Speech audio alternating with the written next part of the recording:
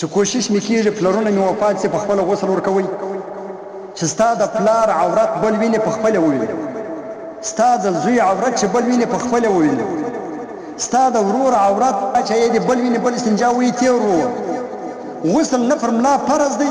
نه پر ملا واجب دی نه دا د ملا کار دی هغه ما زموږ په علاقه کې دا دی چې بابا اوس د ملا احسان دی د یو قاري و د طالب احسان دی چې هغه غسل ورکوي چې کوشش مې کېږي غسل په خپله زده کوي په خپله خپلو مړو ته غسلونه ورکوئ ثوابونه به کې ډېر دي او ورور دې خپل دی پلار دې خپل دی زوی دې خپل دی قریب و رشته دار دې خپل دی نو چې کوشش دې کېږي چې د هغه عورت بل ویني ته غسل وکړه خدا نه کړه چې د هغه څخه یو داسې کار کېږي مړی دی چې بل په هغه باندې خبرېږي نو ته غسل وکړه دا چې کوشش مې کېږي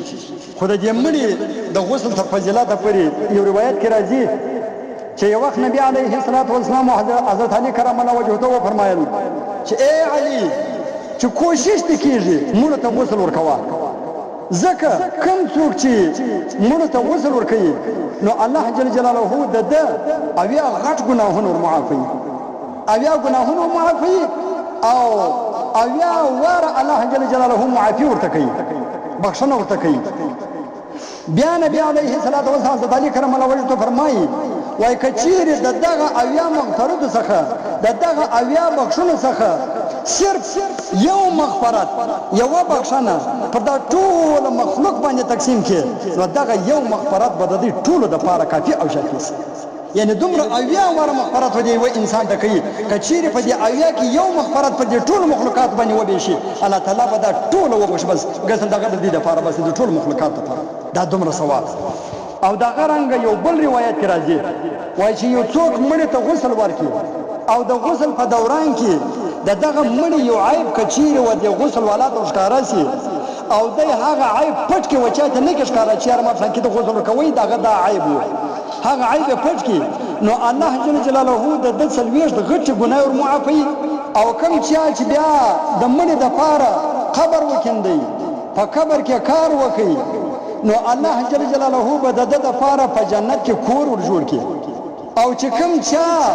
و مړي ته غسل ورکوي نو هغه د ګناهو څخه داسې صفا کېږي لکه نن چې دی د خپلې مور څخه پیدا شوی دا تره خدای پاک د ګناهو څخه صفا کوي او چې کوم څوک مړي ته کفن ورکړي نو الله جل جلاله به ده ته د جنت کپړې ور واغوندي او کوم چا چې د یو غمزده تعزیت او فاتحه وکړله نو الله جل جلاله به وده ته د تقوا لباس ور واغوندي او د ده روح به په رحمت کړي د ده په روح باندې به رحمتونه نازلوي او چا چې د مصیبت زده دستګیري وکړله نو الله جل جلاله به ده ته د جنت دوې جامې ور واغوندي چې د هغه جامې مثال په دنیا کې نشته داسې جامې به الله جل جلاله د جنت ور واغوندي او چې کوم څوک بیا د جنازې سره ولاړ سي په جنازه کې شرکت ورسره وکړي او د تدفین تر عمله پورې مکمل ورسره وي خالد المازه بعد نه سره روان لکه پنجپرۍ بلکې ورسره دورې تر پایه پورې نو الله جل جلاله موده ته 3 قرات ثواب ورکړي 3 قرات به ورکړي چې هر قرات د احد غره څخه لا هم غټ او کوم څوک چې د یو یتیم کفالت وکړي یا د هغه دپاره د توشې انتظام وکړي نو الله جل جلاله ودته په خپله سایه کې ځای ورکوي ورځ د قیامت د عرش تر سایې او تر خپلې سایې لاندې ساتي داسې انسان نن سبا خو د خدای موږ ته یتیم نه راپرېږدي خدای دې موږ ته د ورور زوی یا د اکا زوی یا د اکا لمسی نه راپرېږدي دا رقم یتیمان که موږ ته راپاته سولو بیا خو نو زموږ ظلمونه دي چې بیا موږ کوم ظلمونه پر کوو لیکن ګوره نبي علیه السلام په خپله یتیم و نبی السلام په خپله یتیم و ځکه نبی علیه السلام د یتیم په باره کې ډېر احادیث بیان کړي دي او بیخي ډېر فضایل بیان کړي ګوره نبی علیه السلام وایي که چیرې یو چا کفالت ته یتیم وکړي نو الله جل جلاله به په ورځ د قیامت کې تر خپلې سایې لاندې کښېني او تر خپلې سایې لاندې به ځای ورکړي چې د عرش سایه ده او په جنت کې به داخل کړي دغه رنګه یو بل روایت کې راځي چې یو څوک د یتیم پر سر باندې صرف د شفقت لاس تیر کړي دا د شفقت لاس نو چې د ده تر لاس د دغه یتیم څومره ویښتان لاندې سولو الله جل جلاله د هر ویښته موافق یو ثواب یوه نیکي ورکوي اشه د ډایور چاریا کړي به څومره بهشتان راځي د انسان مکو یتیمان مو ولې په یتیم د رسول الله ډیره خوا به ذکر رسول الله یتیم او ډیره سخته خوا د الله جل جلاله او د الله رسول په بدیش یتیم مثلا چې کوشش وکړي بد مکو چې کوشش وکړي یتیم نازوي د یتیم کفالت کوي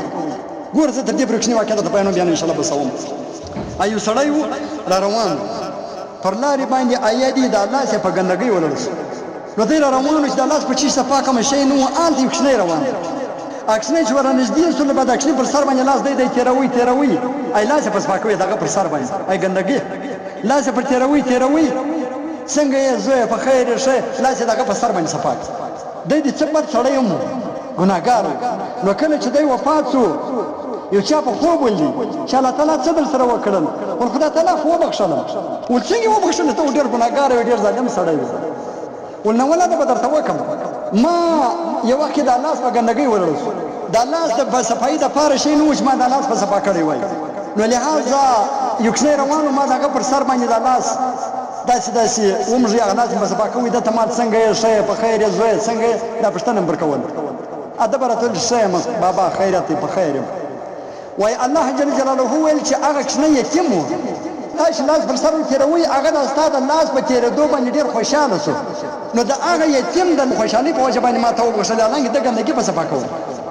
خو هغه یتیم خالي خوشاله شو ما خپل پلار نشته ما پلار خویا دی اینه دې خبر چې پر سر باندې ګندګي ور صفا کوي نجاست ور صفا کوي چې ما خپل راځي کوم خپل پلار نشته دغه مې پلار دی په کور کې د یتیمانو سره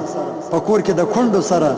هر چاته به کونډه پاتې چاته به د ورور کونډه پاتې چاته به د اکا کونډه پاتې چاته به د پلار کونډه پاتې اندامنه میره ور پاتې چاته به یو بل کونډه ور پاتې او یو چاته به یتیم په کور کې ور پاتې د دې کسانو سره ډیر شکوي چې خپل ښځه د کم شی راوړي د کونډې ته هم راوړه